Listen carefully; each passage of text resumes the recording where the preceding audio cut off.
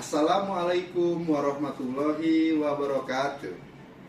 Saya Alpan Habibi, Eskep, Nurse MKM, MKep, dosen program studi Sarjana Keperawatan dan Pendidikan Profesi Nurse, Fakultas Ilmu Kesehatan, Universitas Muhammadiyah Tangerang.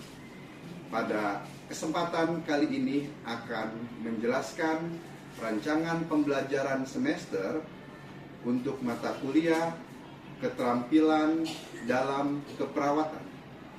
Untuk mata kuliah ini diajarkan pada semester 2, di mana bobot SKS-nya terdiri dari 1 SKS teori dan 2 SKS praktik, sehingga total SKS berjumlah 3. Dari mata kuliah ini memiliki capaian pembelajaran ataupun capaian mata kuliah, yakni setelah mengikuti kegiatan pembelajaran ini, setelah mengikuti kegiatan pembelajaran keterampilan dasar keperawatan, mahasiswa diharapkan mampu mendemonstrasikan prinsip dan prosedur intervensi dalam pemberian medikasi secara parenteral, yaitu nanti kita akan belajar tentang intravena dan subkutan. Sedangkan untuk subcapaian mata kuliahnya, yaitu diharapkan setelah mengikuti pembelajaran ini, mahasiswa mampu mengidentifikasi asuhan keperawatan dengan teknik pemberian obat secara intravena atau IP dan subkutan atau SC. Selain itu juga sub-CPNK-nya diharapkan mahasiswa mampu mempelajari tentang konsep dan prinsip pemberian medikasi dan pemberian medikasi secara intravena maupun secara subkutan. Selain itu juga akan membahas tentang bagaimana pengertian dari masing-masing pemberian obat secara intravena dan subkutan. Kemudian juga akan menjelaskan tentang bagaimana macam-macam dan juga cara serta jenis dalam pemberian obat secara intravena dan subkutan.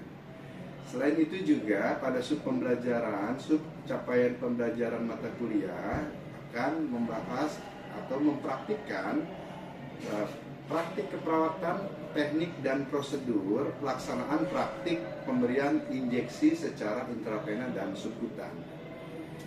Oleh karena itu, setelah penjelasan dari rancangan pembelajaran semester ini, saya akan menampilkan bagaimana simulasi pembelajaran di kelas bersama mahasiswa semester 2 terkait mata kuliah keterampilan dasar keperawatan, khususnya topik tentang pemberian obat secara parenteral, yaitu secara intravena dan subkutan. Mudah-mudahan pemirsa bisa menyaksikan dari pembelajaran yang akan saya tampilkan. Selamat menyaksikan. Wassalamualaikum warahmatullahi wabarakatuh. Baik, assalamualaikum warahmatullahi wabarakatuh. Waalaikumsalam warahmatullahi wabarakatuh. Selamat sore semuanya. Sore. Gimana kabarnya hari ini? Alhamdulillah baik. Baik. Hari ini kita akan melanjutkan perkuliahan tentang konsep dasar keperawatan, khususnya pertemuan tentang pemberian obat secara parenteral. Dengan saya Alpan Habibi, Eskep Nurse MKM, MKep, yang menjadi pengajar kalian selama 1 semester ke depan. Kalau kemarin kita belajar tentang pemberian obat secara parenteral, masih ingat ada berapa jenisnya? 4. Apa saja?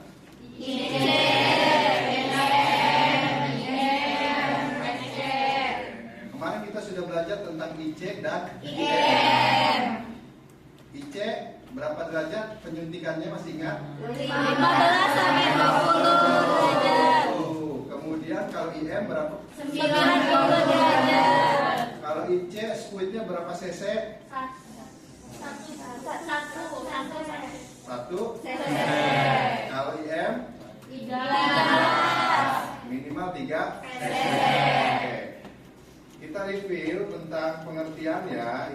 pemberian obat ya secara parenteral adalah pemberian yang dilakukan dengan cara menyuntikkan obat ke jaringan tubuh ya. Jadi jaringan tubuh itu mulai dari intrakutan di bawah kulit ya, kemudian juga subkutan yaitu jaringan di bawah dermis ya, itu yang akan kita bahas pada hari ini. Lalu intramuskular itu di dalam otot ya, dan intravena itu di dalam pembuluh darah.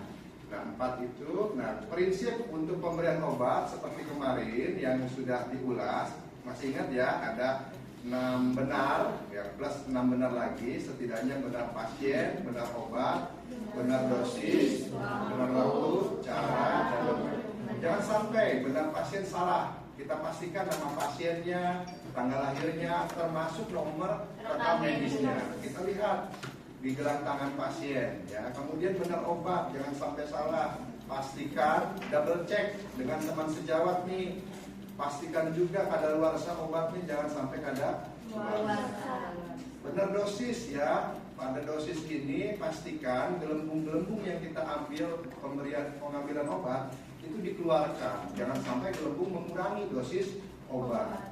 Ya, kalau kurang bisa resisten, kedepannya kalau lebih bisa overdosis. Kemudian benar waktu, ya waktunya harus tepat, apakah pagi, siang, sore atau malam. Jangan sampai salah. Ada beberapa obat pemberian waktunya harus betul-betul tepat waktu. Kalau tidak akan mengalami resisten pada pasiennya. Misal obat-obat antibiotik ya, pada pasien-pasien tuberkulosis misalkan. Nah, itu jangan sampai salah pemberian waktunya. Lalu benar cara rute, apakah melalui intrakutan, apakah intravena, apakah subkutan, atau intramuskular. Jangan sampai salah. Ya, beberapa obat tidak bisa diberikan pemberian obat secara semuanya, harus dilihat label namanya di situ. Kemudian benar dokumentasi di sini setelah kita melakukan pemberian obat, langsung kita dokumentasikan setelah kita melakukan tindakan. Misalkan cara penulisan dokumentasi, Tuan Aldo misalkan ya, sekian tahun usianya telah diberikan obat injeksi ceftriaxone secara intravena melalui pembuluh darah apa misalkan ya, dosisnya 1 gram atau 1000 miligram ya.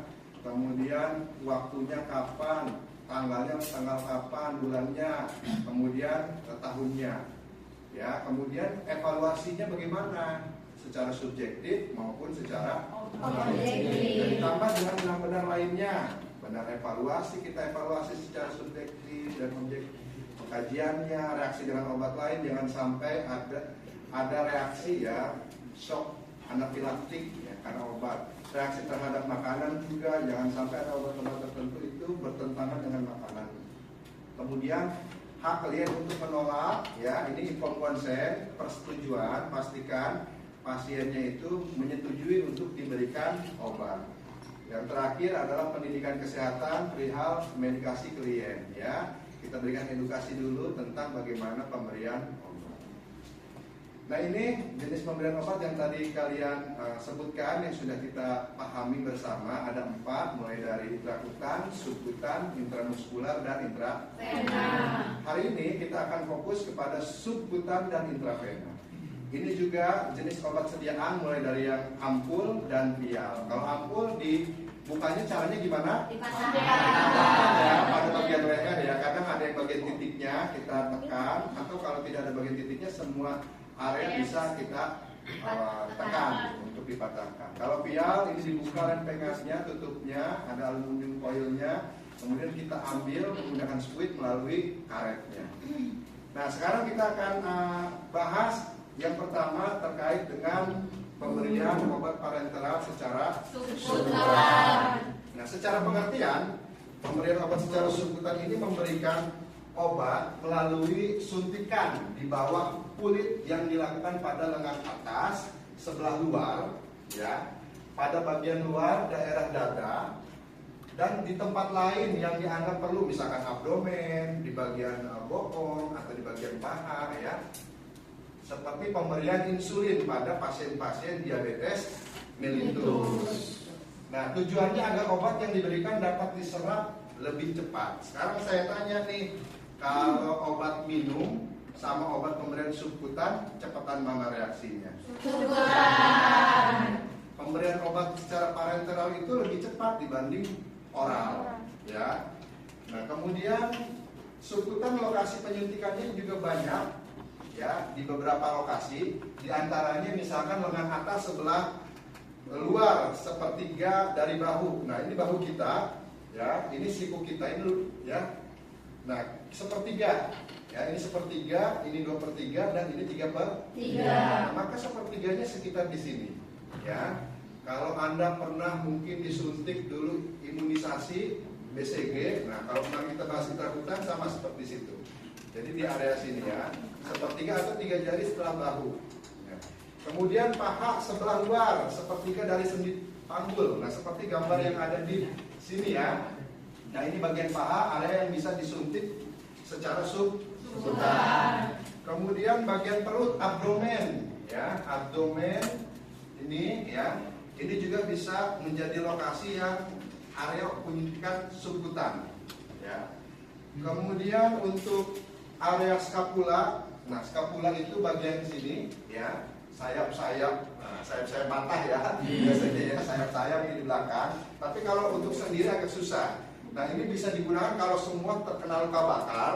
Hanya ini misalkan yang tidak terkena luka bakar, ini bisa dijadikan alternatif. Kemudian selain skapula juga pada area ventrogluteal, ya, di sini, ya, ventrogluteal dan dorsogluteal pada bagian bokong. Nah, itulah beberapa lokasi penyuntikan khususnya untuk subkutan. Nah, kemudian alat yang dibutuhkan yang pertama adalah spuit dan obat sediaan.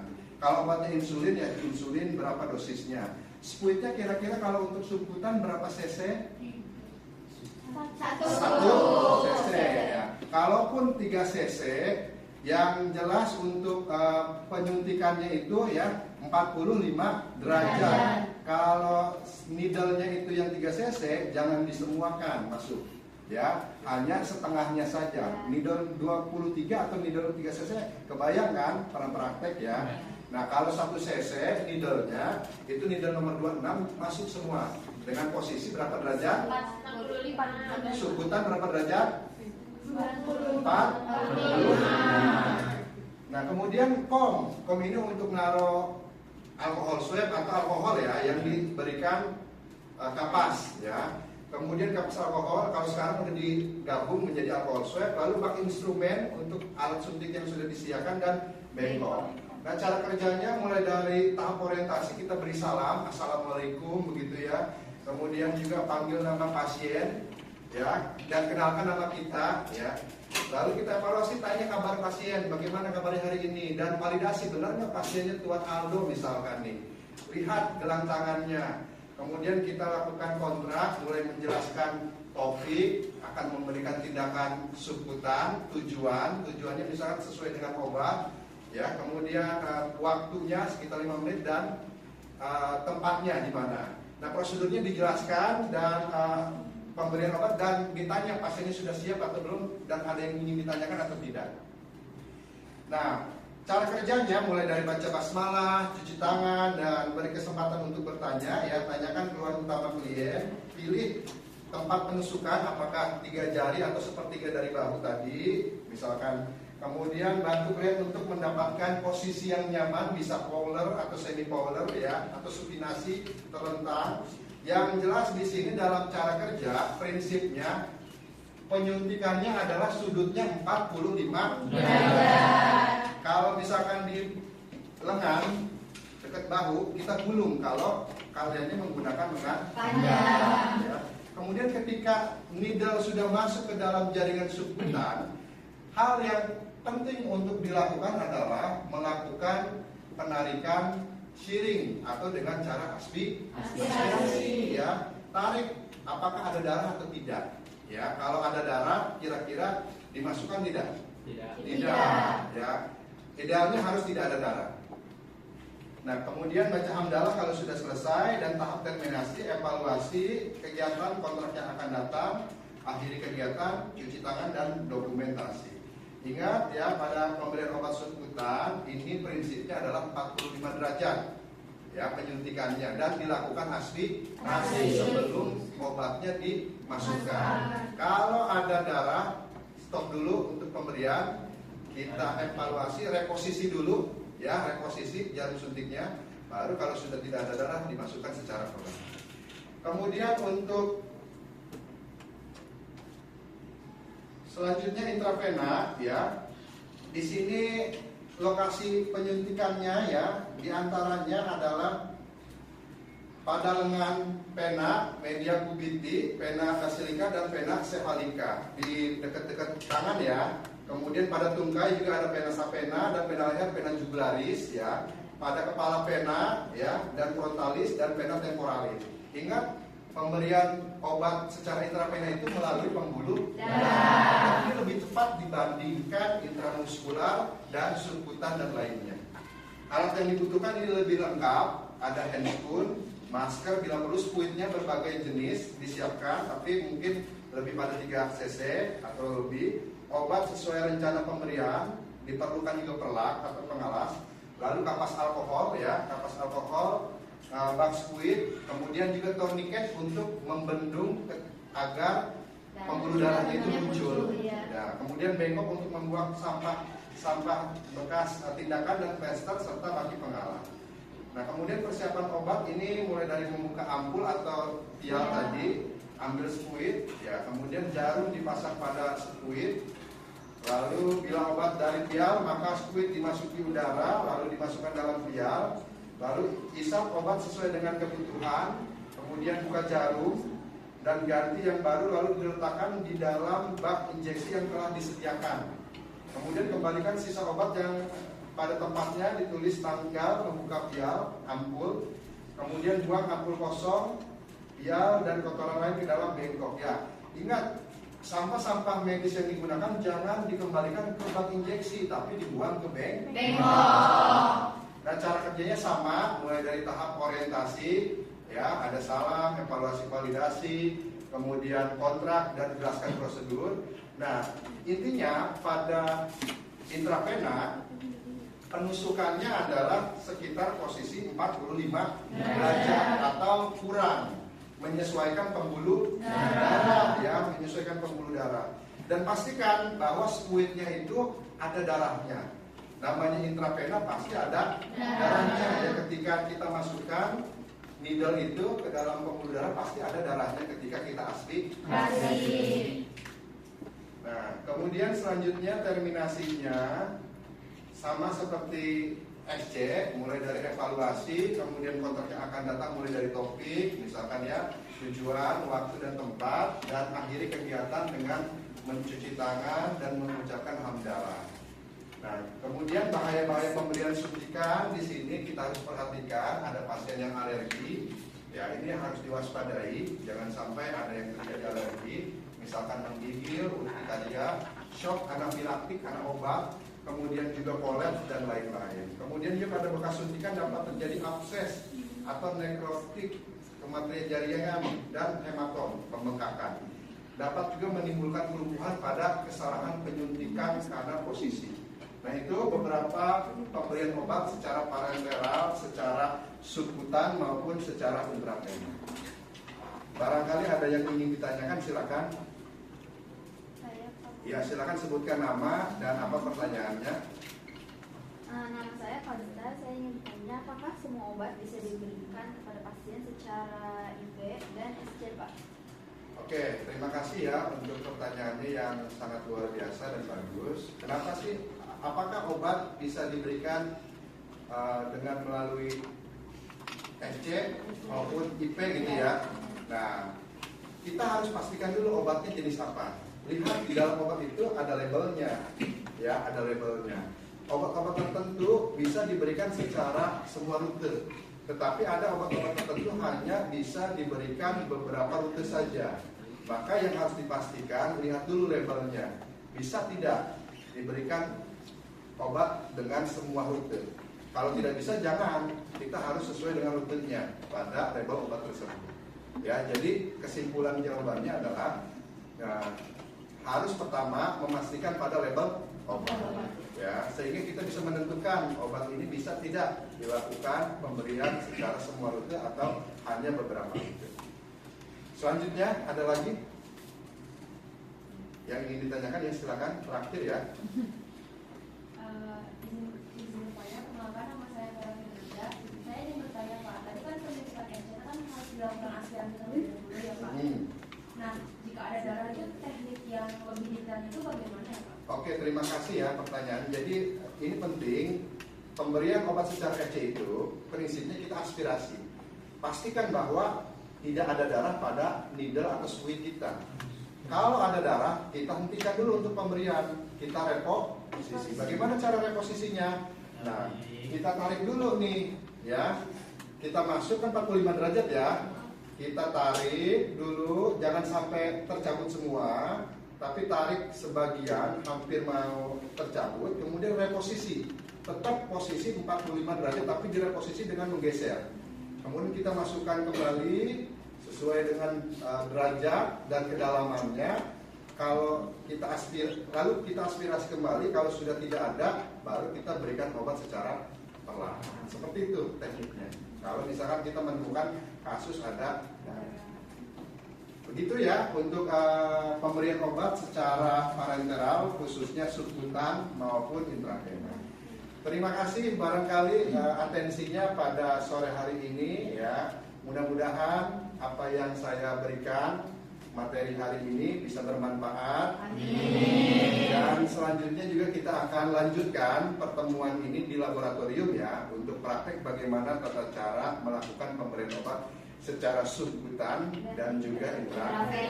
Nanti si pen tolong disiapkan ya labnya dan alat-alatnya ya sesuai jadwal untuk pertemuan selanjutnya. Demikian barangkali dari saya, mohon maaf jika ada hal yang kurang berkenan. Wassalamualaikum warahmatullahi wabarakatuh.